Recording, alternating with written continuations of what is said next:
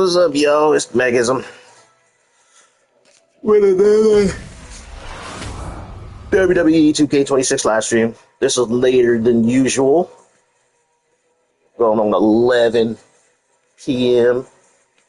West Coast, California time. For you guys on the East Coast, it is probably one something that basically shocked the gaming landscape, well, the video game landscape,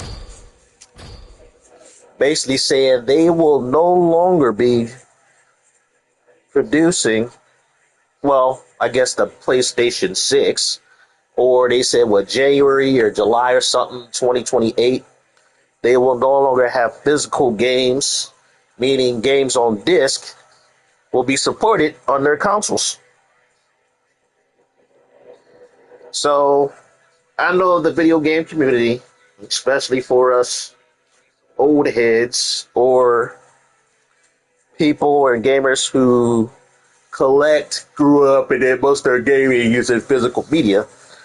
You know, their games either on cartridge or on disc.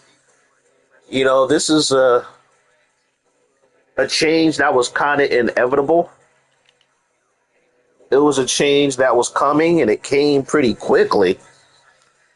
It took them about 20 years for the corporations to basically say, we need to go away from media.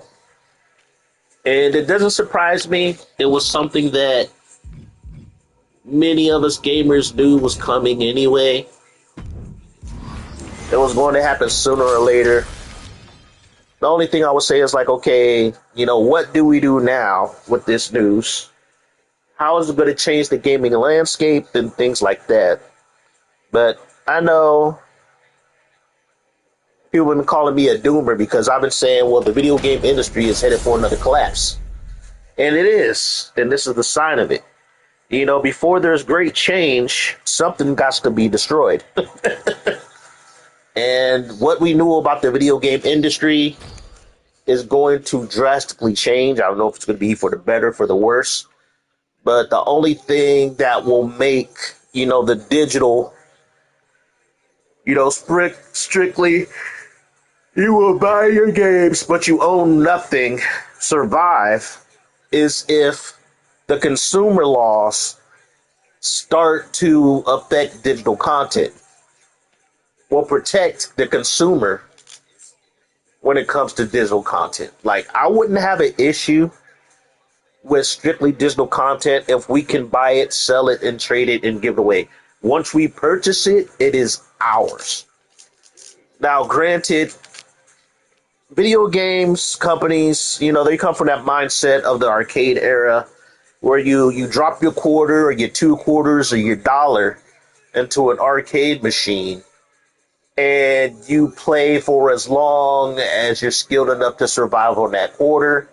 Or if you're playing like fighting games, you know, if you're good enough to beat any opponent that comes to you up to the cabinet.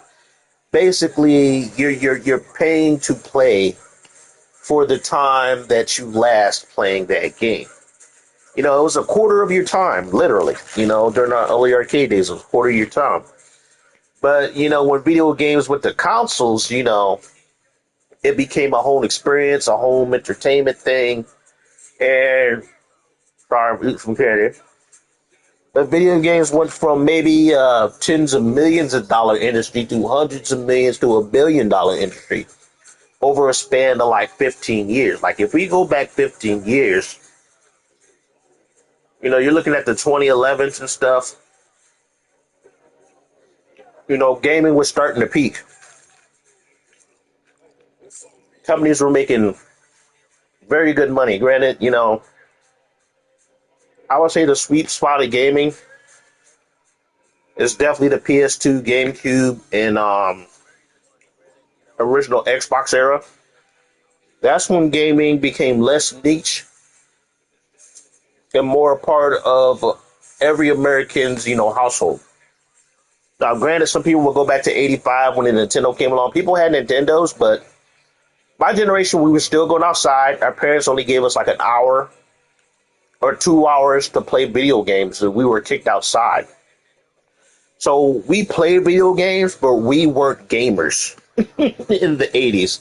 We were not gamers. Now, granted, some people took their love of it and became gamers and bought like a lot of cartridges, stuff like that, had massive, Nintendo or even Atari ColecoVision collections, but they were far and in between. Like I went to other people's who I knew who had Nintendos, they maybe had like 4 or 5 games. Plus in that generations, in the 80s, games were expensive. Your parents only bought you like 1 game a year, maybe 2 on good behavior, maybe 3, like your birthday, your Christmas, and if you had like a good report card, you catch your parents on a good day, you might get 3 games a year. But you were lucky to get 1 or 2. Birthday, Christmas. That's how it was during the 80s. But, my generation, we grew up on video games. And then when we got our own money, like I said, gaming evolved so quickly. We went through 8-bit. We went through 16-bit. 16-bit came 6 years later, like in 1991 with the Super NES. And then the Nintendo 64 and PlayStation, dropped around 95 and 96. And it was like video gaming evolved. It advanced so quickly. Technology was advancing so fast. So I would say around what? I remember I had an original Xbox. That was my first time really being online playing video games. No, I started with Dreamcast, but Dreamcast didn't really have no thing concerning like, what do you call it, downloadable content. I think there was only like a few games. You may have got some updates, but as far as like forcing you to buy stuff to add stuff to your gaming experience wasn't very common on the Dreamcast. It wasn't until like I got to the original Xbox that where it's like some games, they just give you free updates. Like I think Outlaw Volleyball gave you like, I think 1 extra volleyball character for free. You didn't have to pay for. Some other games gave you free DLC, probably like 1 or 2, DLC things a year. But it's really the 360 and PS3 where downloadable content became the norm. Basically you're buying for extra content for your game. And I still have an issue with Game Informer where they really talked about how far and how corrupt digital content can be in the future. And they were exactly right. We got what? Dead or Alive 6, the digital version of Last Round that came out is getting shitted on by the DOA community and other players because it was like, it's called Dead or Alive 6 Last Round, but they haven't really updated the gameplay or did some balance adjustments or stuff like that. It's like you're better off just buying the vanilla version of Dead or Alive, if you can find it. It's like a $20 game if you can find it in the wild at most places, Dead or Alive 6, but they're selling the digital version of Last Round for like $40. I'm so happy I held on to my physical copy of Dead or Alive 6. But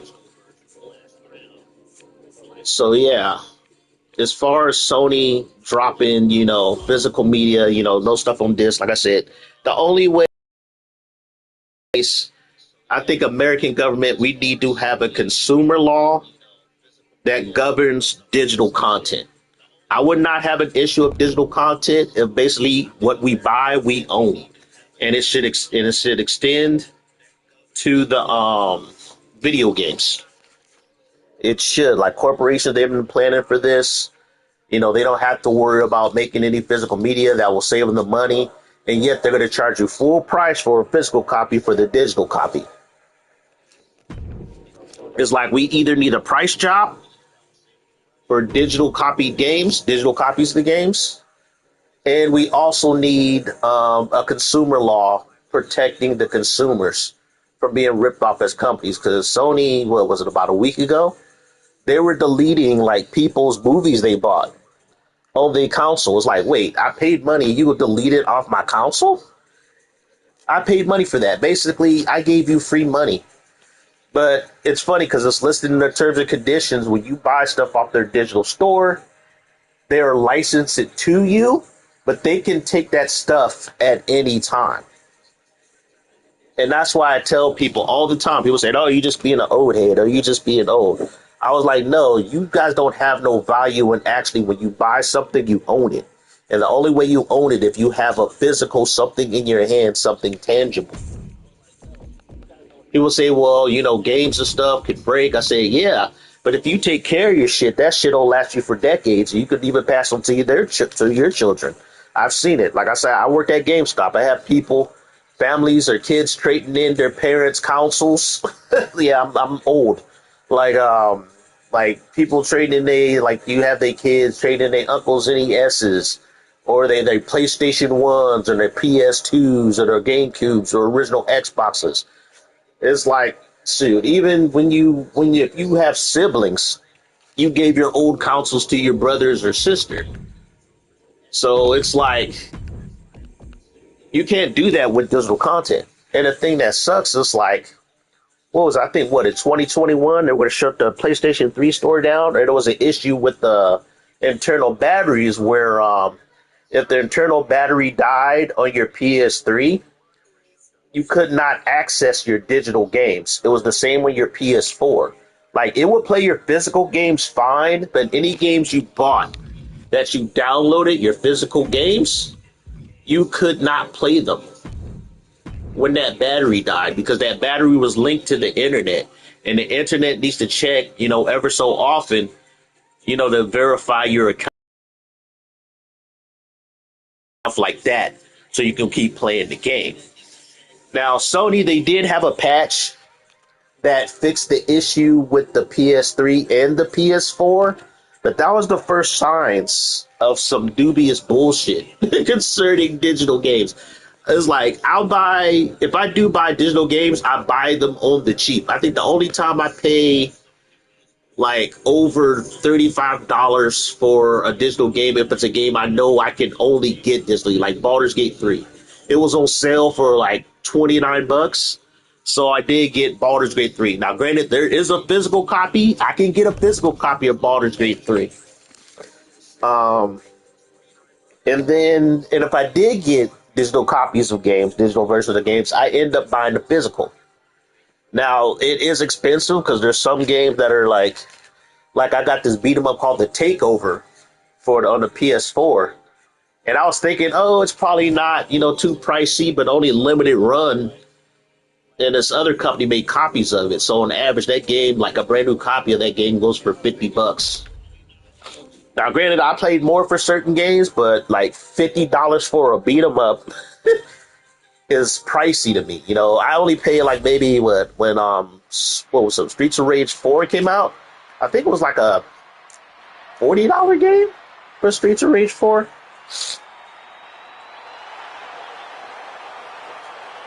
But yeah, so I usually get physical copies of games. If I know there's a physical copy, I will get it eventually. But yeah, I won't pay no more than $40 for like a digital version of the game. Because I know. And another thing, I also make sure to find it if there's a physical version. So that way, if my stuff do get deleted, or I can't access the digital version anymore, I can always go and buy the physical copy of the game.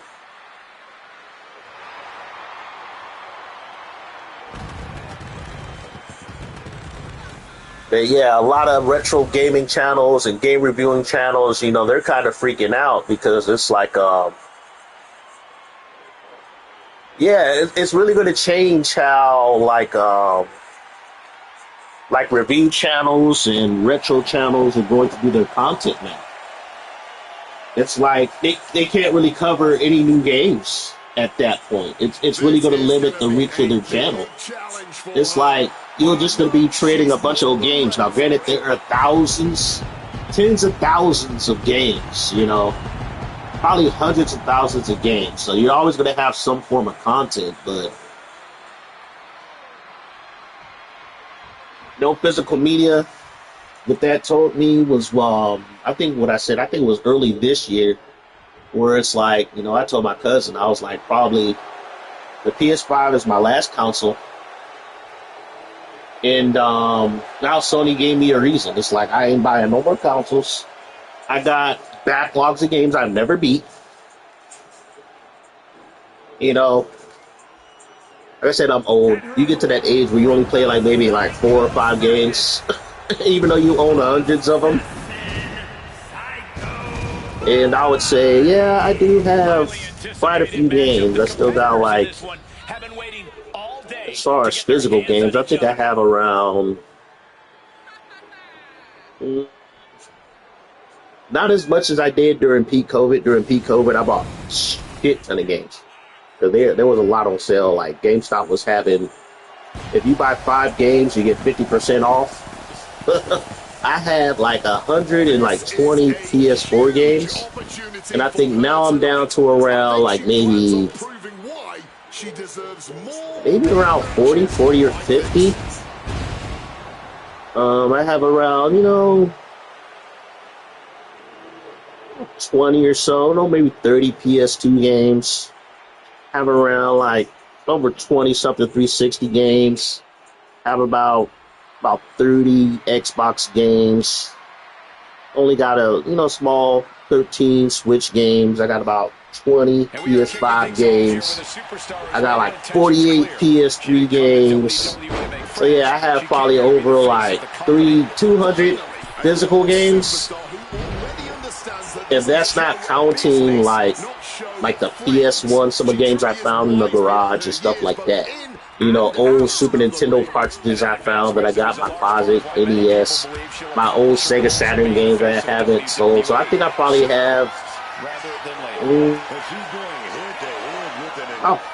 over 300 physical on disc games.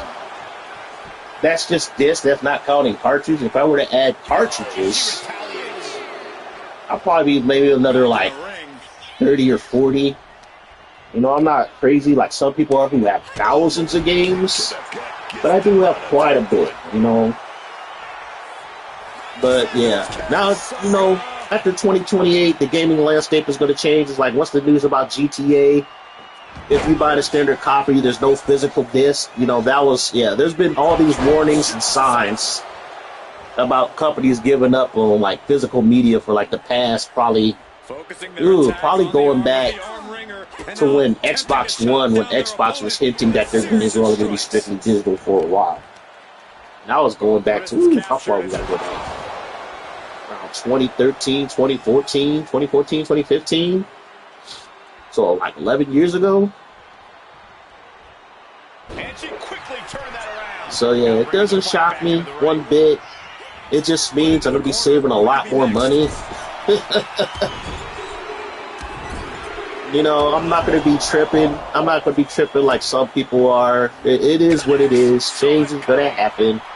But like I said, they need to have some consumer laws to protect people to where you own your digital content and it can't be taken from you.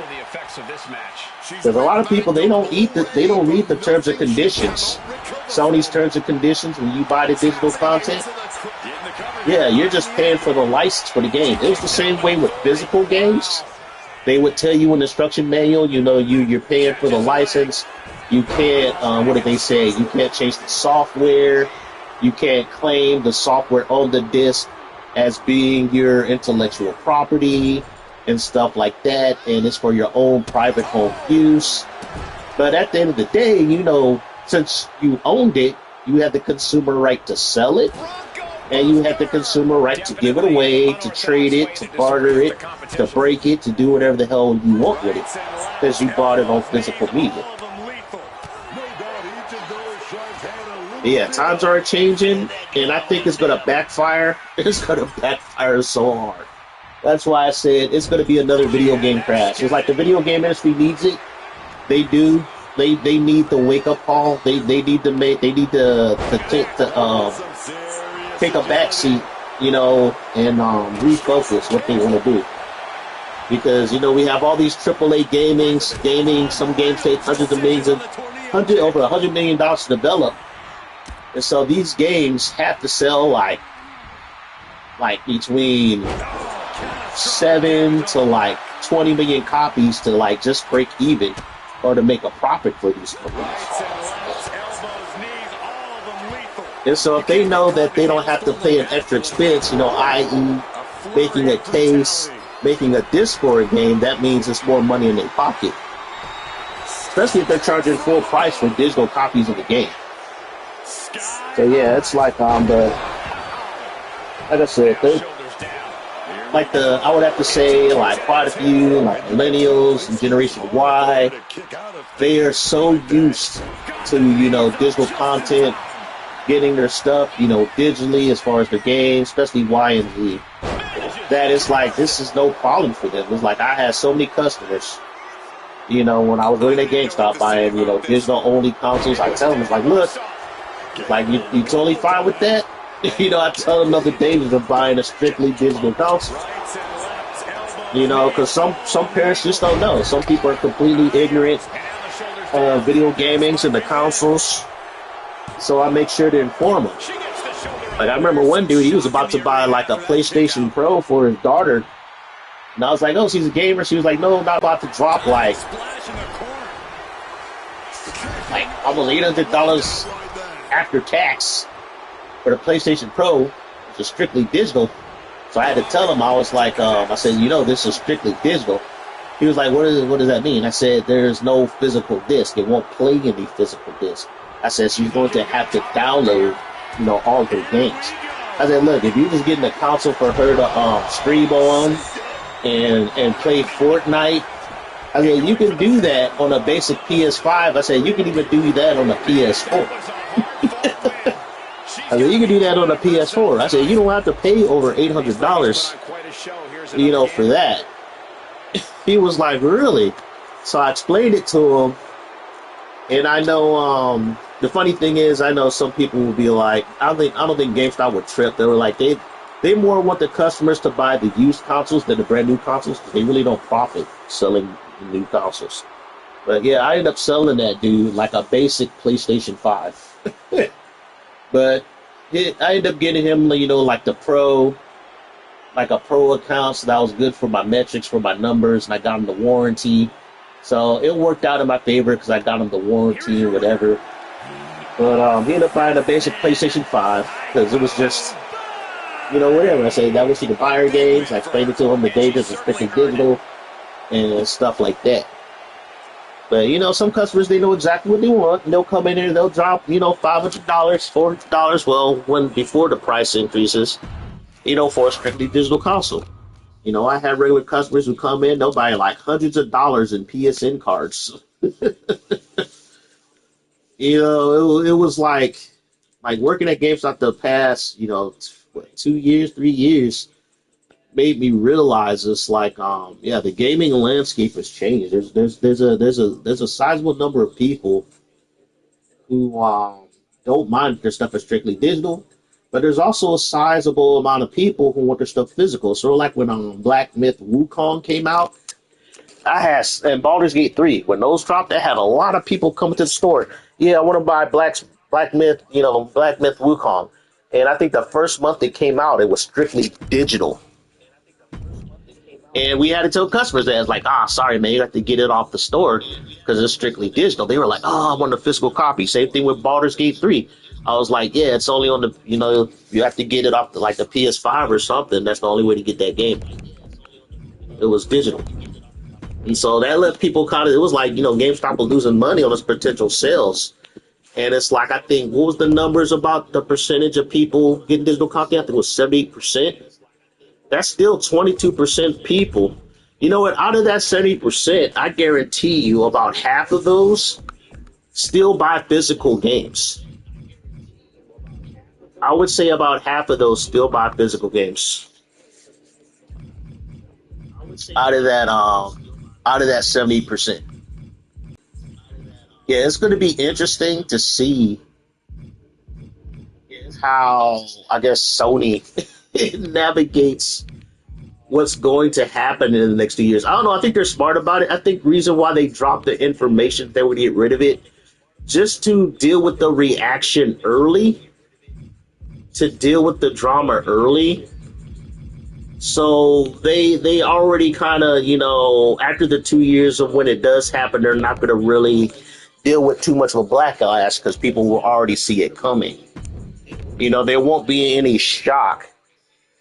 But also within that 2 years' time, it gives Sony a time to pivot. Because like I said, they're a corporation. They're going to adapt. They're going to twist.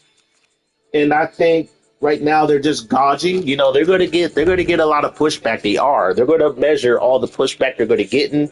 They're going to gather all the data and stuff like that. So I wouldn't be surprised before January 2028 or whatever, they'll make a pivot and say, okay, look, yeah, you know, they're going to be like, yeah, we're still going to have some physical games, but it's going to be a very limited market. Because like I said, even if it's just 22% of the people getting physical, that's still hundreds of millions of dollars in profit. That's still hundreds of millions of dollars in profit that they're giving up on. Because I tell people right now, especially like concerning this wrestling game, a lot of people crashed out on WWE2k26 and, you know, some like 2K's dummy ass practices. And I said, look, if like 25 to 30% of you stop buying these games, I guarantee you the companies would change their tune real quick. They would change real quick. Because like I said, that 20 or you know, that hundreds of million dollars they lost is money they could have been paying themselves, you know, the stockholders. Because it's really about the stockholders. You know, how much are they getting back, you know, in profit from investing in the business? You know, that's why these corporations are greedy, because they got to realize we got to make 7 to 9 times what we invested to pay everybody involved. But I guarantee you, if people like 25% to 30% of people stop buying shit, oh yeah, that's gonna hurt. That's gonna hurt the wallet real quick. And I think that's gonna happen. It's definitely gonna happen. But yeah, it's like we got 2 years law, but I think the one thing that will happen is a lot of physical media is going to go up in price. So if you are a collector of your physical games, you better get your shit now. You better start your retro collecting now, because a lot of it is going to be overpriced and it's going to be scarce. Like I said, I think PlayStation 5, PlayStation 4 games are going to go up in value, especially in the next 2 years. Because basically with the PS5, it's the last console, Sony console, that's going to have physical media. So make sure you get, if you have a PlayStation 5 console, you better get your PlayStation 5 games you want now, because they're going to be expensive as hell in the future. Now, granted, you know, some people say it was like, okay, like if you go back to the golden age of gaming, you know, your ColecoVisions, your Atari, them games are not worth that much money at all, unless they're like complete in box and never been touched. You can go to a random flea market and get like a handful of Atari games for like $10. But that's not the case for NES, you know, for NES from the NES era moving forward. You're looking at, you know, some games going for hundreds and thousands of dollars. Like if you talk about the PS1, you look at the golden age of Japanese RPGs, like a lot of those Square Enix, well, the ones they did remasters or remakes of, you know, like if you look at your Valkyrie Profiles, your Lunars, I think Lunar went down, so they did a remaster of that, sadly. But, you know, some of them games were going for hundreds of dollars. You know, some Sega Saturn, JRPGs going for hella money. So it's like, yeah, physical media, like I've been dabbling in retro collecting. And it's like, yeah, it gets pricey. It gets real pricey. Now, granted, you know, Sony and some video companies, they can do some heinous things, you know, like they're doing with the remasters or re-releases of old games, which will probably drop down the value of the physical copies, especially if you know you can get the digital versions cheaper. But really, the retro collectors dictate the value of your games, really. You know, because I know, what was it? What game was it? Like, I got Guardian Heroes on my Xbox 360. I downloaded it. I remember I had the original Saturn game.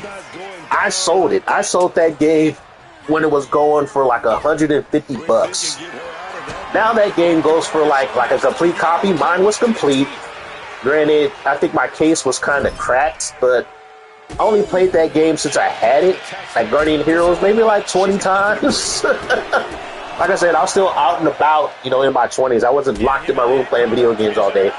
But yeah, my Sega Saturn, like, RPG collection, if I would have held on it today, would be worth, like, thousands of dollars. But I sold my stuff when it was going for hundreds of dollars. You know, I sold it a little too early. But yeah, definitely start getting your physical games now. You know, stack up. I would say, I don't know, the price of PS5s went up, which is crazy. I know retro stores, if I was a retro store, like a retro video game store, I would be kind of happy, but also kind of scared. Because it's like, well, GameStop, I think, I don't know, GameStop will kind of be fine. No, GameStop won't be fine. No, GameStop will not be fine. I don't think GameStop is going to last, like, as far as a brick-and-mortar store, past 2029. I don't think GameStop is going to survive. Because GameStop makes most of their profit off of used consoles and used games. If there's no more new physical games being made, then they're not going to have that many, you know, used copies of games that they can overprice for you to buy. Because that was GameStop's profits. Like, granted, GameStop still makes a ton of money off of Pokemon cards and sports cards. Wow, Ripley's giving God a match. This match is going longer than I thought. Ripley is whooping Donna Bea's ass. But, yeah, that is our future. Like, GameStop, yeah, I don't think GameStop's going to last past 2030. If it do, it's going to be strictly an online website. I can see them get rid of a ton of their stores. Either that or all GameStops will turn into retro stores. I can see that. I can see them surviving on retro for a little bit. I can see it, you know, because GameStop is pretty much, that's how they make most of their money, off of used old games, really. But the only sad thing is, it's like, how many people are buying the stuff, like the older games that are past, like Xbox 360 and PS3? How many people are buying anything older than that? You know, I've seen, like, trades in of good PS1 games, PS2 games, not the really good shit. Once in a while you get some really good shit come getting traded into the store, but not that often.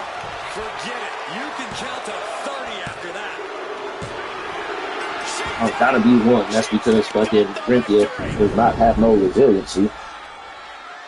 That was a good match. But, yeah, I think GameStop probably lasting maybe about 3 years after no more, you know, physical-based media. But the only people who's going to keep that alive is the retro collectors.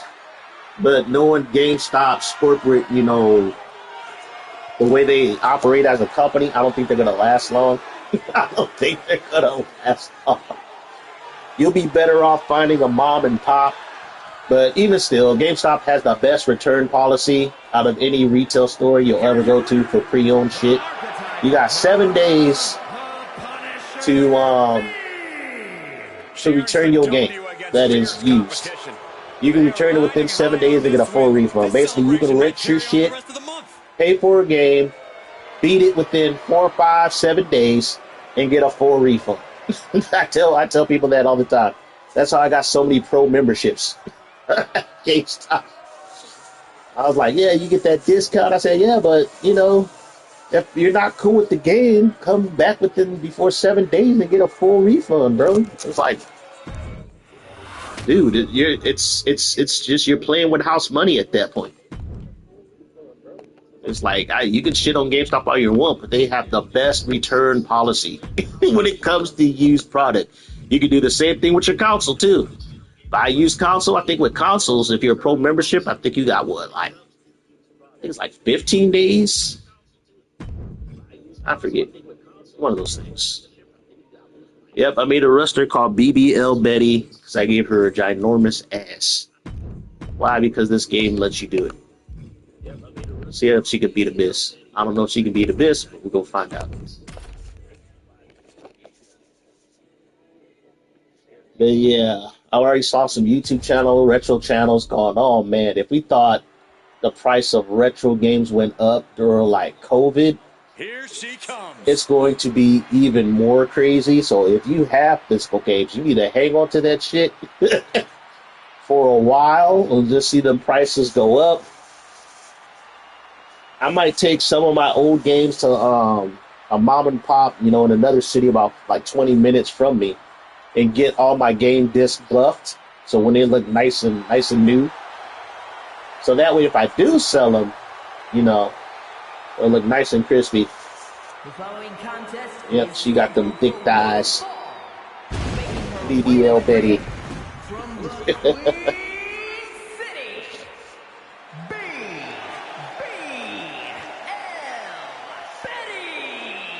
But yeah, man, it's crazy. It's funny because I know DVDs have made a comeback, kinda, sorta. You can still buy DVDs, but I know there's some people who've been collecting DVDs. I got a lot of modest DVD collection of DVD movies. The funny thing is, I should have got into rebuying DVDs a little bit earlier, because now, like, I like anime. Anime DVDs have shot up in price now. It's like, if I go back to like a little bit before COVID,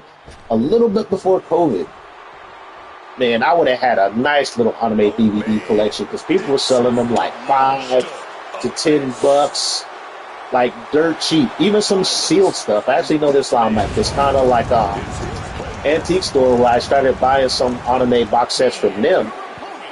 And it's like, yeah, they had a lot of good stuff that I got on the cheap.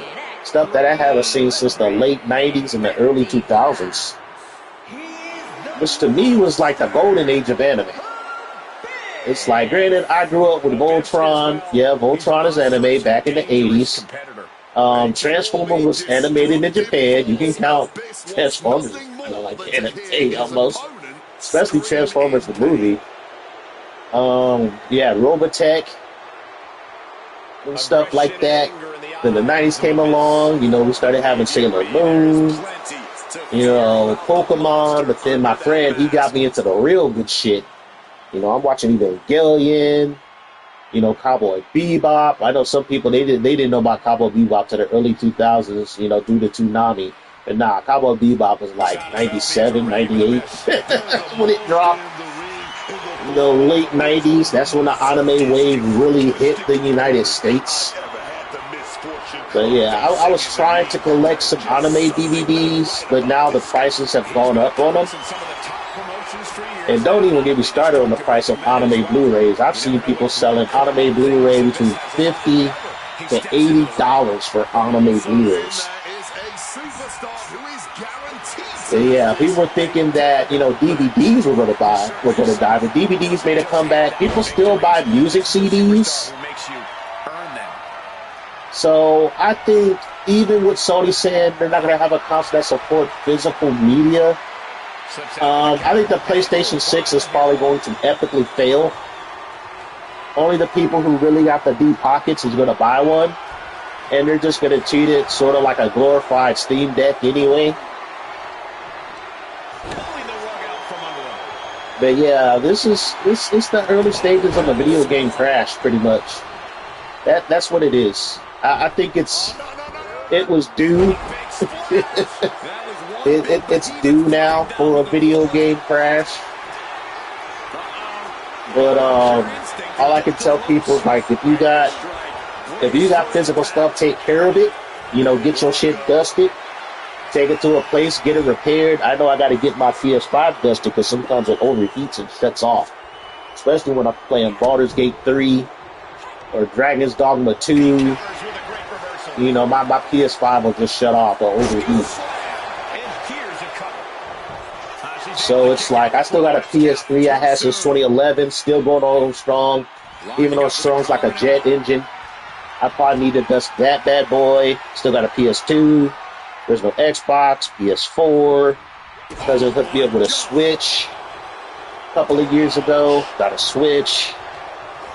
I even got I got two Xboxes. I got another original Xbox. It's just an emulation console where I can play like old arcade games and old console games on it from the NES, Genesis, Super NES. Even got some PlayStation 1 games on there, stuff like that. Even got a handheld emulation console that can play Dreamcast games on it. So yeah, I'm good. I'm good as far as like video games.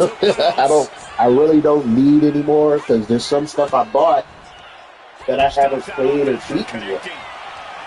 My backlog is ridiculous, and that's some of the comments I saw where people are like, well, that 20-year backlog is going to get addressed. Come on, BBL Betty, you can beat this guy. Gotta use the power of the ass to beat your opponent. I might put up BBL Betty. I noticed we just had an update patch. I got it earlier today. There's been an update patch. What did they say they fixed? Something was busted with the entrances. I think they added new stuff to the island for this game. I have to check what kind of new stuff they got on the island. But I might do a wrestler dump when I'm just going to upload a lot of my creative wrestlers. I know I keep saying that, but, you know, life, I've been out the house, exercising, taking care of other stuff. That it's like, I know I got to get that tournament set off. Because I know I want to start doing my universe mode in this game. I got to figure out how I'm going to plan to do that. Because I liked how I did my live streams on my PS4. But I know with the PS5 controller, they have a mic in it. And the mic is pretty decent of canceling out noise in the background. But I like having, whenever I do my entrances to my wrestlers, I like having music and stuff. I know it's going to really fuck up my channel because you know how YouTube is with copyrights. Basically, I can't monetize that content whatsoever. And depending on who owns the license of the music, they could actually block my video. So it's always a risk of using music in my videos. But if you're watching my live stream while I'm doing it, then it's all good. I don't really care too much about monetization. I don't have enough subscribers to worry about monetization at this point. You know, speaking to a couple of family members who do have enough subscribers to where they do get a little paycheck, it's really not worth the money. Great to have a cousin. I think he shot up to what? I think he's almost already like 3,000, 4,000 subscribers on YouTube. You know, I asked him, I said, how much is that check? He said, oh. He's like, if it's good engagement, he's like, I might get like maybe like a $30 or $40 check. You know, that's before taxes. I was like, okay. But it's like, you gotta have at least 100,000 subscribers. At least. I think they're making at least between 17,000 to around 24,000 a year. And then you also got to make a whole bunch of shorts for that type of revenue. But yeah, it's a lot of work involved to make the whole YouTube thing work. And I'm surprised this match has been going on for what? Almost 7 minutes. She's been holding her own against Abyss, but I don't think did they make Abyss a super heavyweight? I don't know. They didn't make him a giant though, because he don't got the armor. But I think he's maybe a super heavyweight. And now gets tossed into the ring.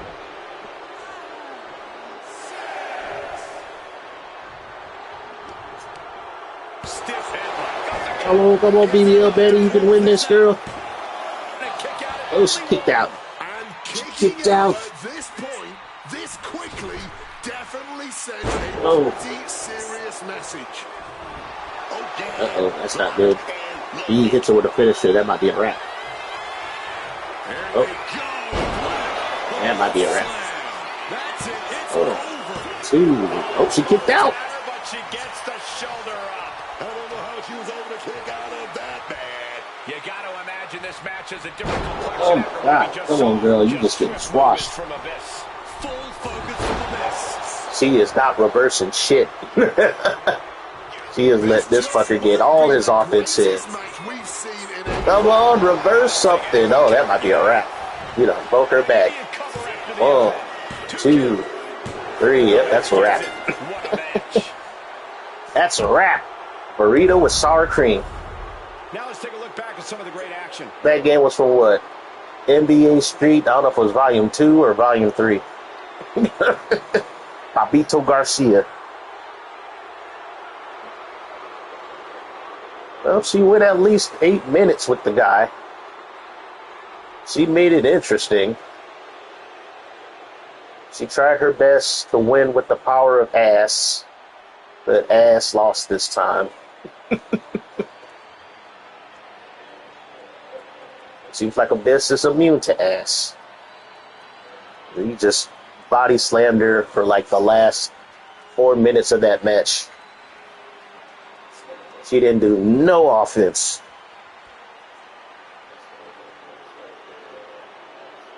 But yeah, man.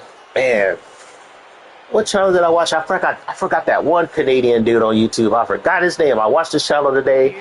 He's the one that really saw the municipal game. But like I said, this dude, he is a diehard gamer. I mean, his livelihood in his life was around gaming.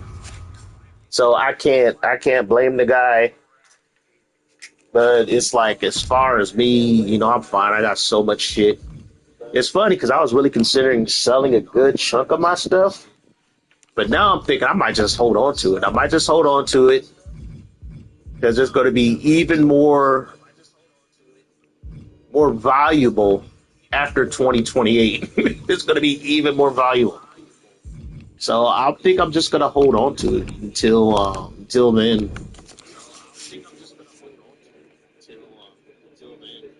Yeah, it's funny. I think the PS5 might be the smallest video game library to collect for, but I think it's probably going to be one of the expensive because it's going to be the quote-unquote last console generation with physical media. Now, granted, a good chunk of those games are like remastered, re-releases from the PS4. There's not too many, you know, like PS5 only titles on the console, but it is what it is. All right, let's see. Hey, this is a new wrestler I made like last time I was on here. Made Jessica Death. Basically, Jessica Death was like the early version of Angelina Black before I started making Angelina Black. But yeah, basically, Jessica Death is an albino black woman. that's my whole storyline I got behind the character so far. She's an albino black woman. And I don't know. I was thinking about some crazy storyline for her kind of story. Kind of connect her to Angelina Black. Yeah, that's right. I think Jessica Death is a vampire. She's like a vampire. Wow, fucking Angelina Black, she's what is considered like a blood-sucking Mexican demon, which is like another version of vampire. And so that's why they're kind of connected. But yeah, let's get some Angelina Black versus Jessica Death. Get them the battle. I don't know, Jessica Death been losing all her matches though. I don't know what is wrong with her. I might have to tweak the moveset. Maybe the moveset's not compatible, but in her simulations, she haven't been winning, even though she's a 93 rated wrestler. But then again, I made her a powerhouse. powerhouses, when you make their movesets, they're one-trick ponies. So it's like you have to put all your stuff in damage, a lot of it in damage, and you have to really give them like a power grapple moveset.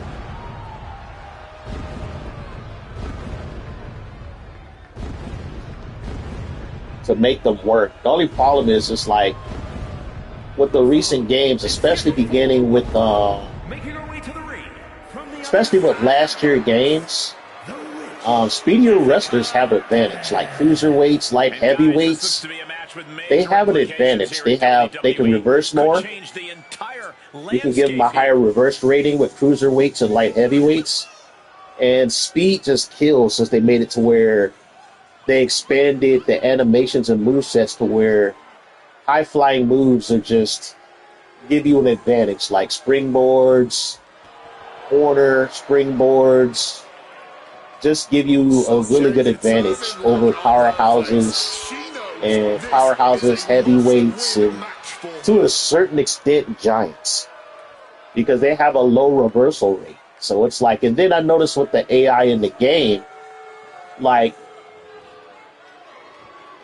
when it comes to springboards off the rope, some springboard moves don't get reversed at all. Like springboard drop kicks, they hit like 90% of the time. She is gonna stir things up. Like, especially if you're doing simulation matches, they hit like 90% of the time. The computer very doesn't really reverses like springboard drop kicks that often.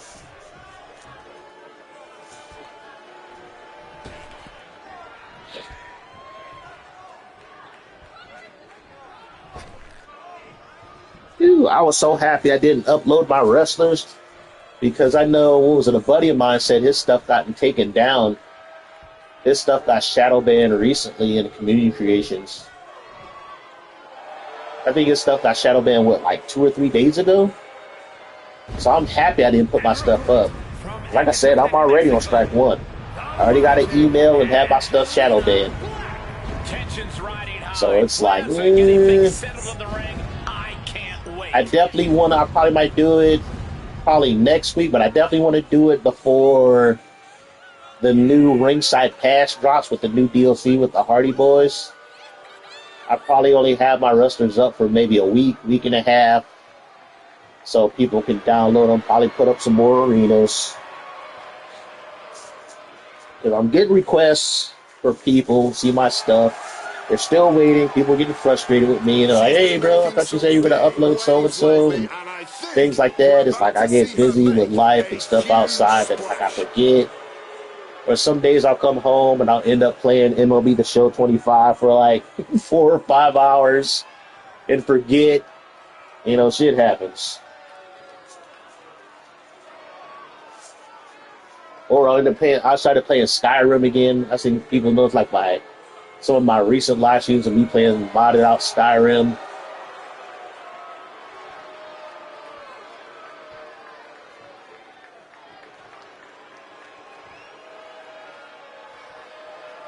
Yeah, my girl Angelina Black. Love me some Angelina. She's kind of like with my annual thing. Usually when I do like a new game, like highlight reel video, I do one of her first. Need to figure out some new music. Uh-oh, what happened? Control assignment. Oh, it's on computer. Why did she move? Oh, it's probably... Oh, I think what happened. She rushed her down. We are now underway, and let me tell you, this superstar looks like she's ready for anything. I wonder if they ever picked... okay, I wonder if they were ever patched the issue with this game where if you knock an opponent down, if you try to do a springboard like body splash, sometimes the body splash does not register. You'll hit the mat and your opponent, but it doesn't hit your opponent, even though you land on your opponent. That is the biggest glaring issue as far as in the ring gameplay. It happens a lot when you play on the island and in my faction. And even when you play against people online, it's like that's free damage that you're not getting. That's like, it just sucks when it happens. Clearly, it's the divine touch. She lost her shit. Talk, girl. Now she might think twice about all that showboating.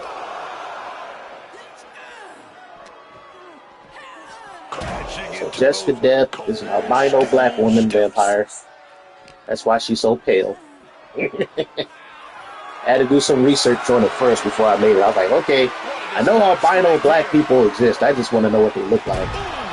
But yeah, there are some ones that can get pretty pasty white.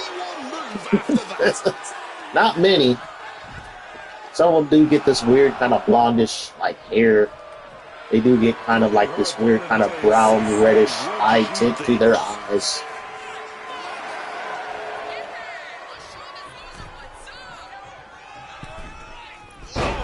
Oh, watch that.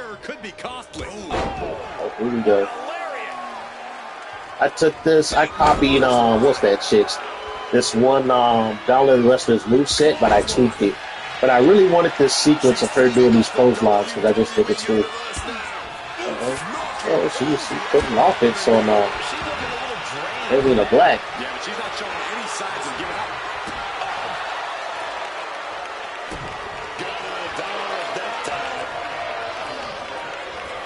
Put the corner now. Looking for the high knee, but instead, nice reversal. I think that's one of the best things about this game is the amount of different reversals. I don't know, I might do a video where I just talk about, because I know a lot of people kind of shit on the modern wrestling games, and rightfully so, you know, a lot of people make good points to shit on these games. But a lot of people ignore what these games do really. It's like, because I know people had issues with wrestlers not selling in matches, taking damage, when they brought that back. The high amount of different reversals for different moves. We finally got AI that will taunt, or you can set the AI to taunt. You can tweak the game as far as how you want the matches, you know, your wrestlers to wrestle now, which is really good. You know, they took a page out of Fire Pro Wrestling Returns. Just despicable, menacing. It's like the only issue with these games is just a lack of attention to detail as far as the glitches and the issues. But like I said, it's the engine. The game engine needs an overhaul. It's like they put this new graphic engine. They put in, you got like decades old worth of data in this engine, and then they added their own stuff like throwing weapons and, you know, all kinds of other shit this game doing, like since 2K22, that it wears down the engine.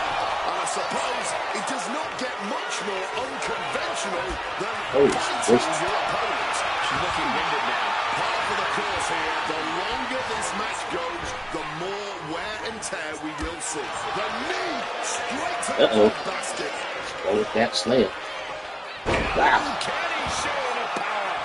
Get your ass there. What she got next? Oh, she's going for the other move. She reversed it.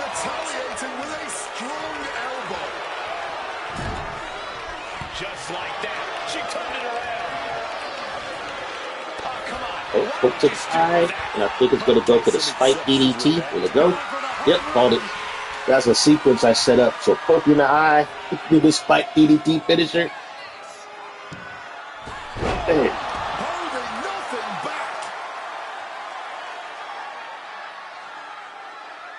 It's like I was tempted to make this wrestler's attire like Angelina's black alt attire. But I was like, nah, I need more wrestlers. Just kicked out on reflex. Still, it was just enough to kick out at all. Rocked with a headbutt, but not done yet. A second one. I thought this wrestler pretty good, but right now, Angelina Black got the upper hand.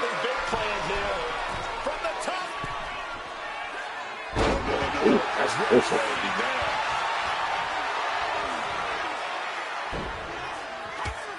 Oh, she busted it open.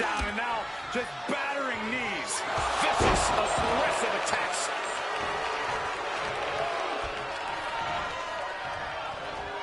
Oh, look at this. Inverted scoop slam. Oh, I gotta get rid of that move. I gotta change some of her stuff on her moveset a little bit.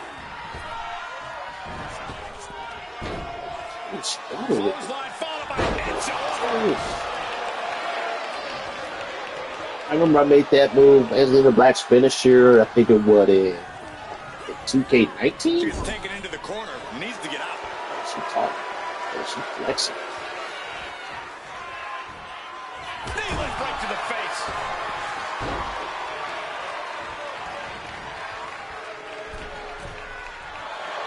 Godfall's ready. DDT. Nice DDT.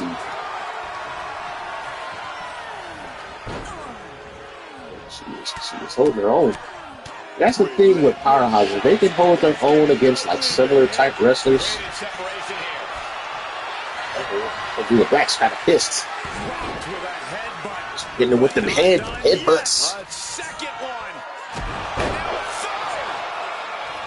I've got to say, I'm stunned by what we have seen from these women so far. Blow after blow, hit after hit, and somehow they just keep going. Clubbing blow stifles the attack. For that kick, Nice takedown, and now just battering knees.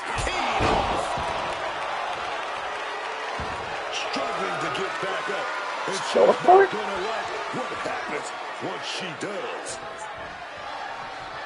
Blasted right in the face. kick to the face. She puts the brakes on that. Sent into the corner. Oh, she missed it. Oh, you got it with the soul siphon. Nice.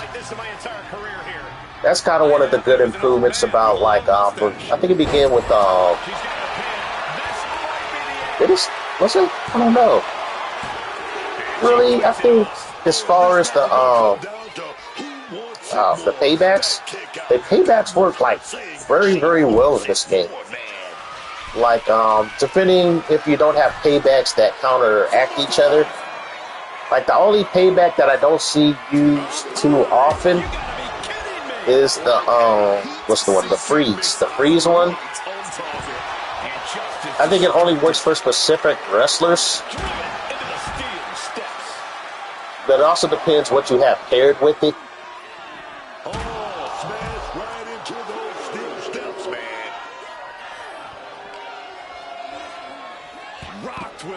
Because I know the rage and the adrenaline rush don't really work well together. The computer will do one or the other. They won't really use them both during a match. Like, you can use rage with resiliency. That'll work fine. You can use adrenaline rush with resiliency. That'll work fine.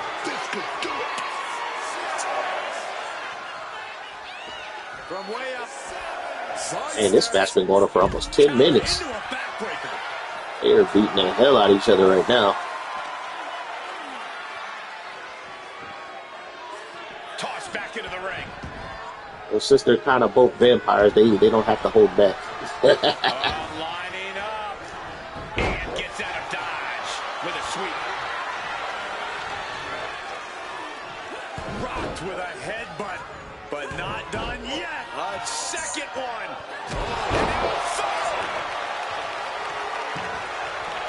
Wow, she kicked up out of She's it. got something wicked in mind. With this Alabama slam. Alabama slam. The cover. Is it? Oh, she kicked out. If I weren't here right now, witnessing her resilience in real time, I would hardly be able to believe it myself. Truly, what is Oh, that's fueling what they need in these games. You know what? Oh, like an actual, But she can be counted out here. like the GM mode for this game is not, it's okay. It's old school, you know, SmackDown vs. Raw kind of evolution of that GM mode. But what they need is like Fire Pro Wrestling's Fire Promoter mode and make it to story mode where you can set your own story, but you're really, you know, running a promotion. Because that's what basically story mode is. You're booking your matches, you have your wrestlers, you're plotting and doing your shows, but you add in like GM mode stuff like ticket prices, venues, arenas, and stuff like that. You know, they could definitely do like a Fire Pro promoter mode. I would rather have that than the GM mode. Don't get me wrong, GM mode in this game is fun. I remember I was playing it in 2K23 recently, that GM mode. And I was doing a little bit of 2K24 and 2K25. But I would like to be like Fire Pro Wrestling Worlds Returns, like their Fire Promoter mode. Well, she tapped though. I don't know if she's gonna tap. It's hard to get people to tap in this game. I hate it, man. They nerf submissions so bad in this game. Oh, she hit her with the spear. That was so quick. Damn. 2. Oh, she kicked out. Damn, this match is insane. Wow. This is one of the rare times I see like Anthony Black really looking beat up.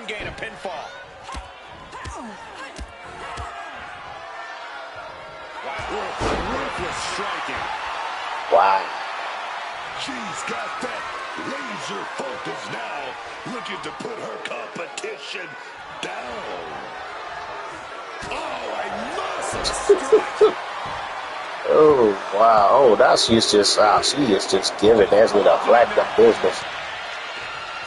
Actually, if I had knockouts turned on, Anthony Black probably might be knocked out.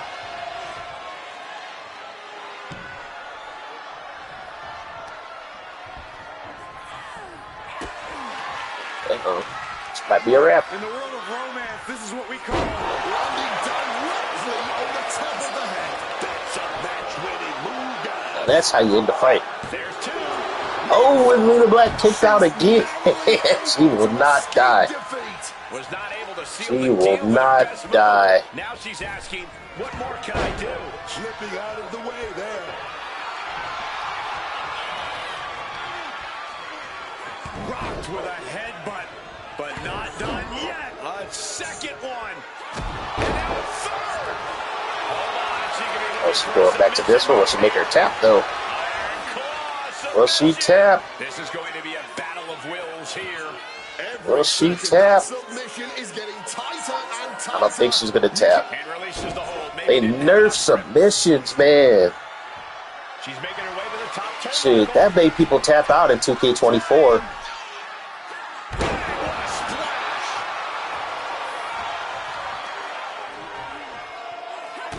Oh. They beat the hell out of each other. There's blood all across the ring. Oh, scattered that one. Oh, she is just biting her. I don't think I've seen Angelina Black. I've seen her lose, but I've never seen her this beat up. Like, she is just bruised. She is busted open. She is getting wrecked. Oh, she's going. Oh, she is just dead.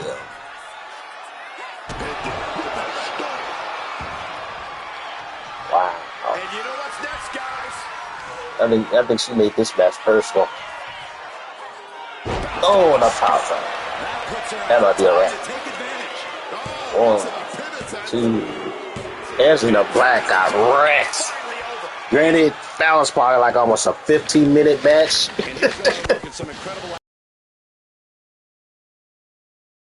Thinking Angelina Black was going to take it, but Jessica Death gave her the business. But yeah, as much I love that submission move, but submission finishers do not work in this game. They nerf submissions so bad. I don't know, maybe I can turn up the damage. I don't know if I can turn up the damage of submissions. I think I can make people weaker to submissions. I have to check in the settings.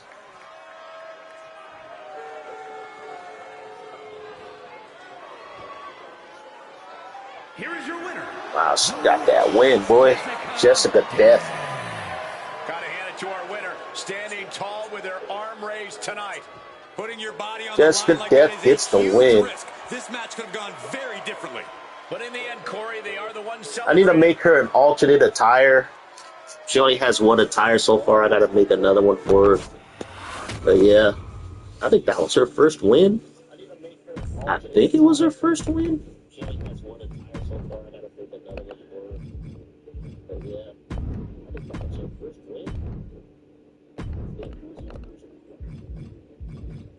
You know what? I haven't done a Zero Buster Akane match in a while. Granted, I got two versions of Zero Buster Akane, but this is the one that caused my stuff to get taken off Community Creations.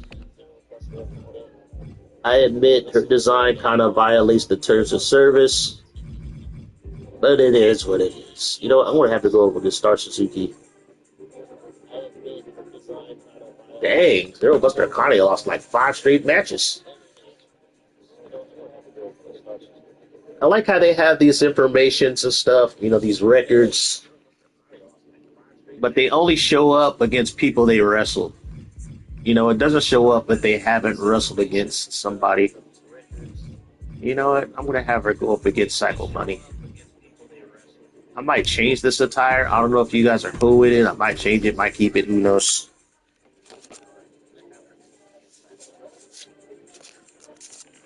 I'll be right back. I'm going to grab something to drink.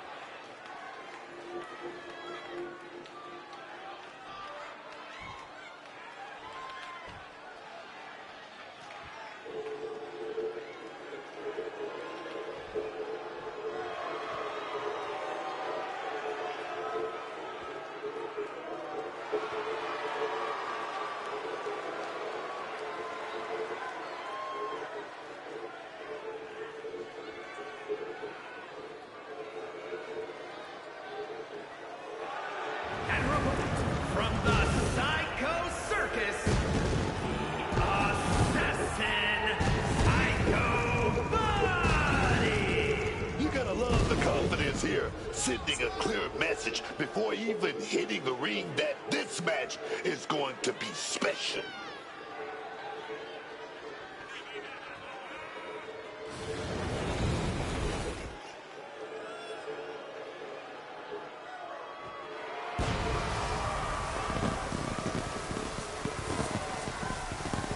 This is the match everyone has been waiting for all night, and she is the reason why.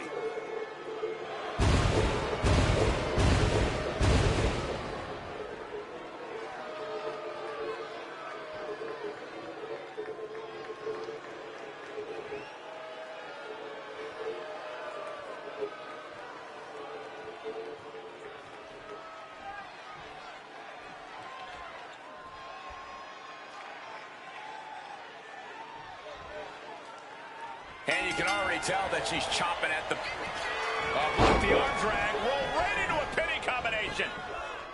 And she kicks out right away. Going to have to do a lot more to keep her down. We've got the arm trapped. Looking for Levi's strong cradle. And there's the kick out. Too soon for a cover.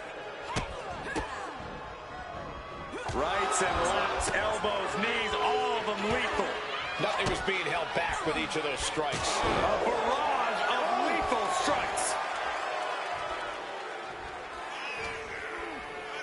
Focusing their attack on the arm with the arm wringer, and now attempting to chop down their opponent with a series of strikes. Both wrists captured, and boom! Good night. What a knee.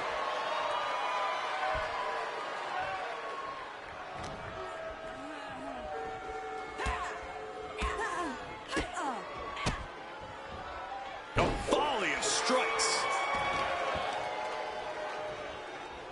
That'll turn your lights out, and she's just pouring on the offense now. Yeah, she knows what she's doing, man.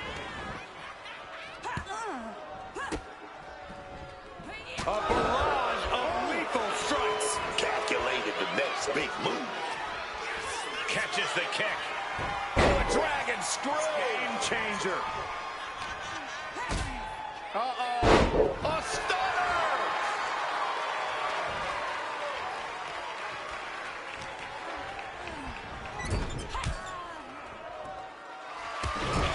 Oh, in the corner. Oh, knees right to the gut impact.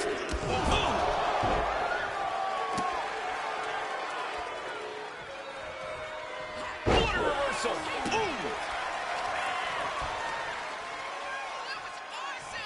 A neck snap with authority.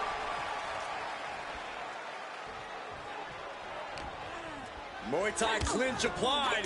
Knees, lefts and rights, and a kick to the body to finish it off. Bang! A bit of MMA with that roundhouse. Squashed with a senton. She's had a lot thrown her way already. Adrenaline pumping. Here she goes. Top rope. Stalking from above. Astonishing tightrope drop kick.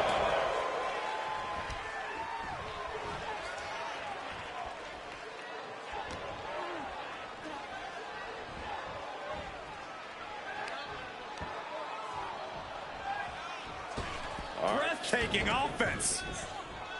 Drop kick. The situation gets worse for her with every attack. Yeah, but she needs to start looking for an answer, and fast. Back handspring, senton.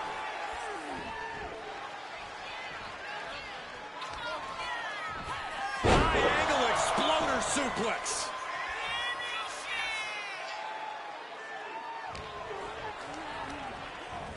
Placing her against the turnbuckle. She reverses and creates an opportunity. Both competitors showing how well they know each other.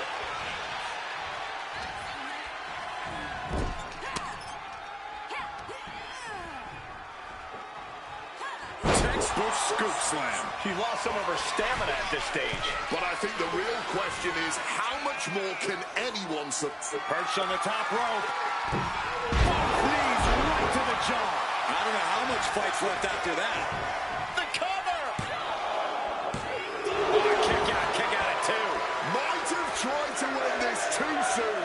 You got to give a lot of credit here, withstanding what has taken out many other competitors. And just like that, avoiding surefire disaster.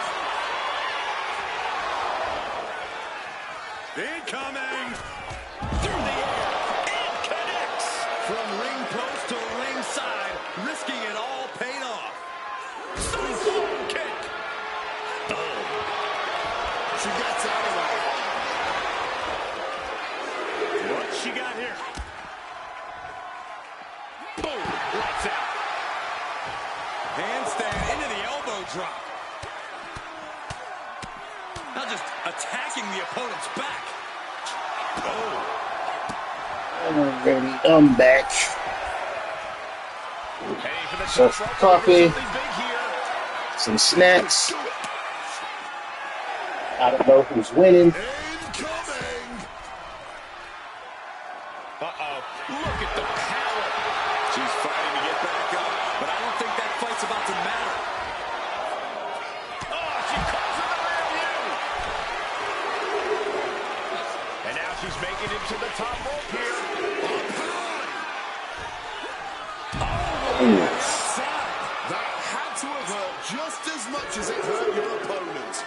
know it comes Buster down took it to the unscathed gut. with a high-risk move like that. Sharp elbow.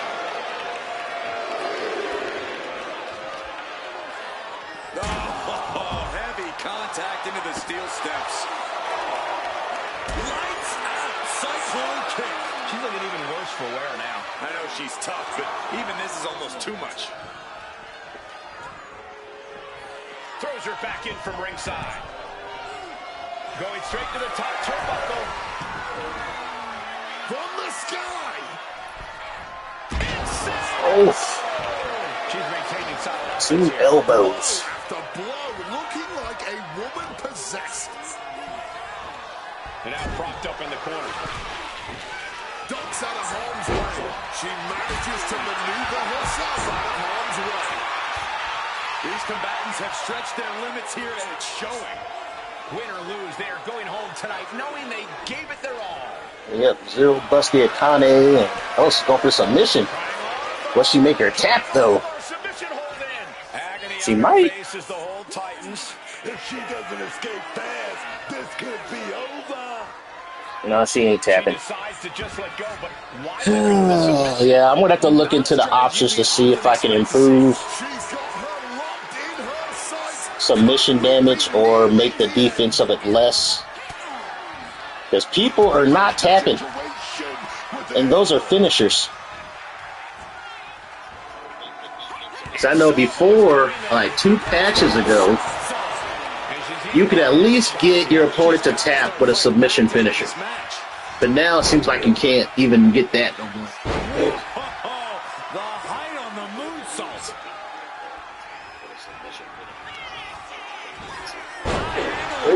Guy with that high angle suplex. She's enduring even more punishment. Time for her to fight through the pain or surrender to it.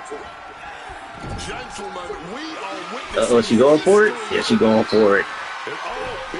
The Superplex 4, what I call the Zeroplex. Oh, we're gonna go up in the high rent district. Look like here, baby. What are we gonna do? Oh, what? And did you hear the impact of that? This is the chance she was looking for. Turning it into the pin. 2, 3. Performance, and what a win. It is hard to kick out of that move.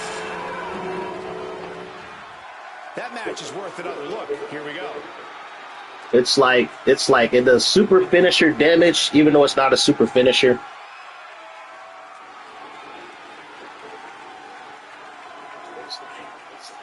I noticed there's like a handful of moves that do like really good damage. I would say the Kinshasa, the one that's a running one, I think it's Kinshasa 2. Because you can also do it as a running finisher, or you can do it as a rebound off the ropes finisher. Yeah, not too many people kick out of that when they get hit by it once.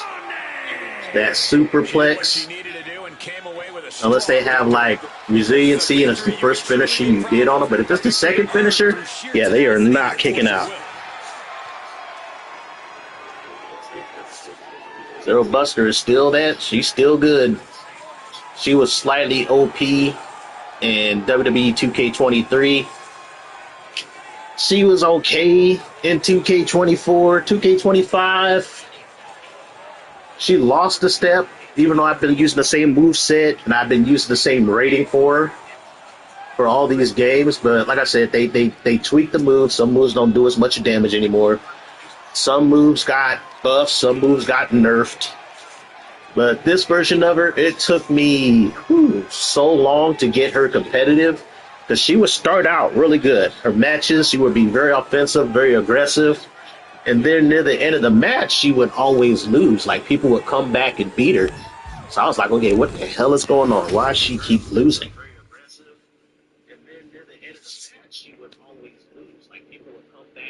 So I had to tweak her moveset and how her finishers worked a little bit. I also had to bump up her reversals, which I didn't want to do with her because I want her to be competitive but not OP. I want her to be the type of wrestler who wins with like grit and determination, that type of wrestler. I don't want her to be like the best technical wrestler. She's just high flying, exciting to watch, and she just All her fights are going to be competitive, close, high impacts, and then usually she'll win them. Yeah, there's another version I have of her, Zero Buster Yamashita. Well, basically, this is Zero Buster Akane's, this is her mom. Her mom's old gimmick that she had for a little bit, but she actually has, I happen to have another gimmick. What was it?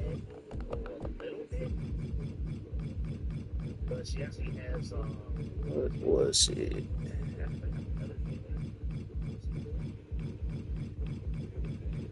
I think I did. I don't know. I changed my stuff so many times. Actually, no. I think it was her. Yeah, it's her.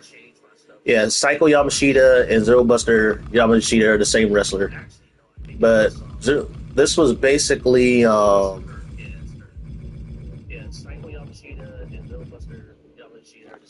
she was using this gimmick for a little bit.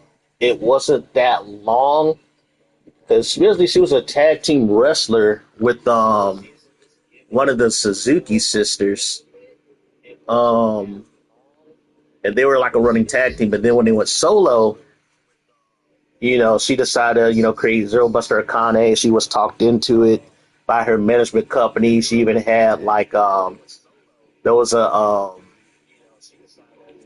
they tried to get a manga like comic creator to do like a comic book on her and all this other stuff with merchandising and stuff. They were trying to make her like a big thing, but she had a kid. It derailed, the momentum the character had, and so she just kind of dropped it. And then she decided to retire. So this was like her last gimmick. But then she came back, and now she's going under her Psycho Yamashita, thing. She's coming back out of retirement to, end off her career the way she wants it to. So this is her coming back. She's going to be coming back in my tag team division.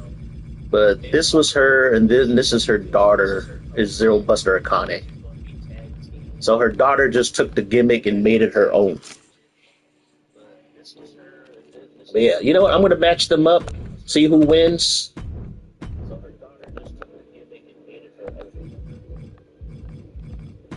So Zero Buster Yamashita, the originator, and then a Zero Buster Akane, who basically just took on the mantle and made it her own.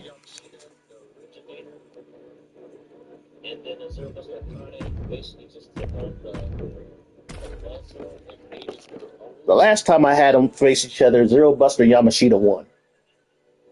Zero Buster Yamashita, she took it pretty easily, which was crazy. I thought the match would last a while, but Zero Buster Yamashita, even though she's lower rated, she has a very good moveset. Moveset's really good. Actually, Zero Buster Akane got like quite a few moves from the original, so they almost have a similar moveset with some differences.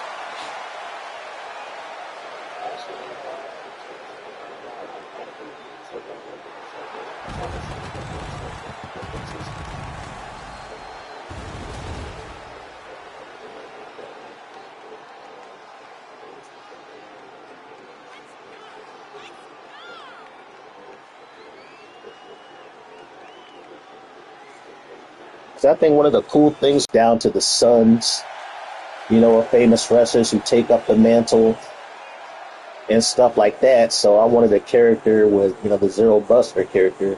They got passed down. It was kind of a failed gimmick, and they got passed down to her daughter. Their daughter decided, you know what, I like this gimmick. It's very anime. It's sexy. It's anime. And, she took it. She said, this is me. I'm Zero Buster Akane. This is mine. I'm going to take this and run with it.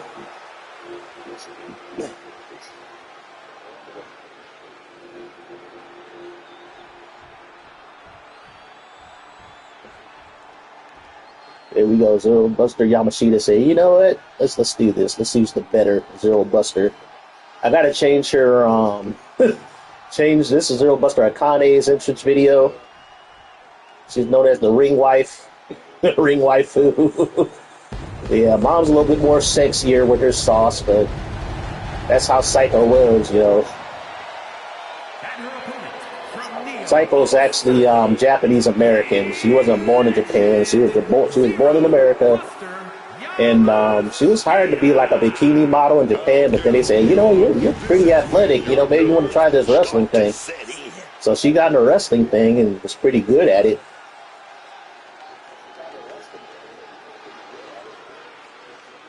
But yeah, she sold a lot of bikini model books and videos. And you know, wrestling was like didn't make as much money as her modeling gigs though.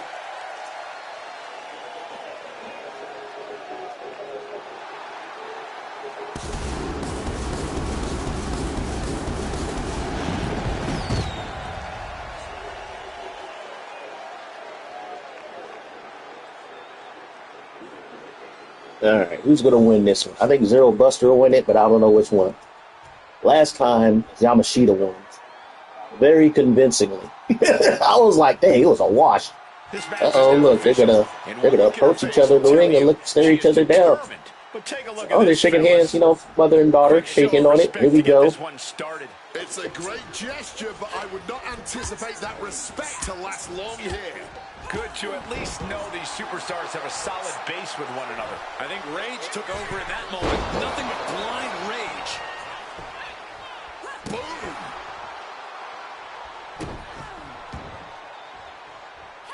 And she reversed it.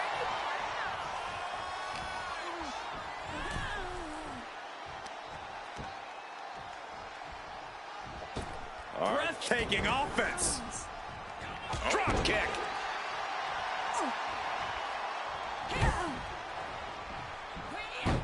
Back handspring into the senton. Nicely done. Muay Thai clinch applied. Knees, lefts and rights, and a kick to the body to finish it off. I'll say the good thing about Akane's moveset is she has a lot of combos. She has a lot of combos I have set into her moveset. To the sky. She is going in. She is trying to avenge that loss. Granted, she did win her last match, though, against Psycho Bunny.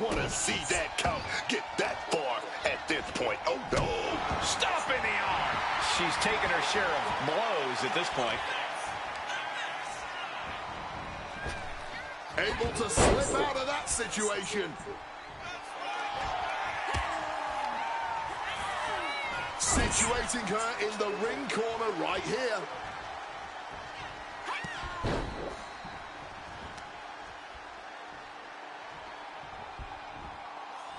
Yeah, since Psycho Yamashita, Zero Buster Yamashita, she was in the tag team with one of the Suzuki's. They were known the Bonsai Babe, so they had this booty drop kind of move in their moveset. So that's why she still has it.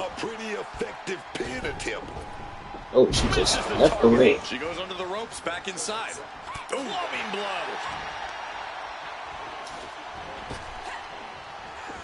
Situational awareness with a knee to the abdomen. Spinning heel kick. Oh, nice reversal.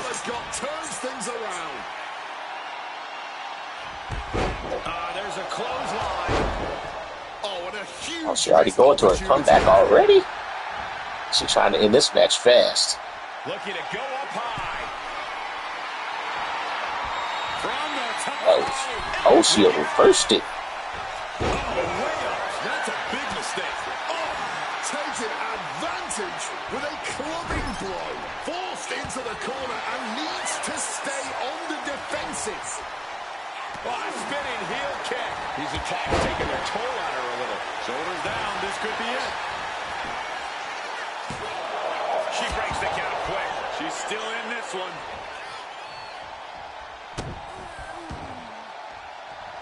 Cyclone kick. She's got to feel her opponent staring daggers at her here. Running Hurricane Rana. Fantastic. Agility like that is what can set you Yeah, Psycho Yamashita, she's more of a showman wrestler. She likes to show off and taunt. While her daughter is just about trying to kick your ass.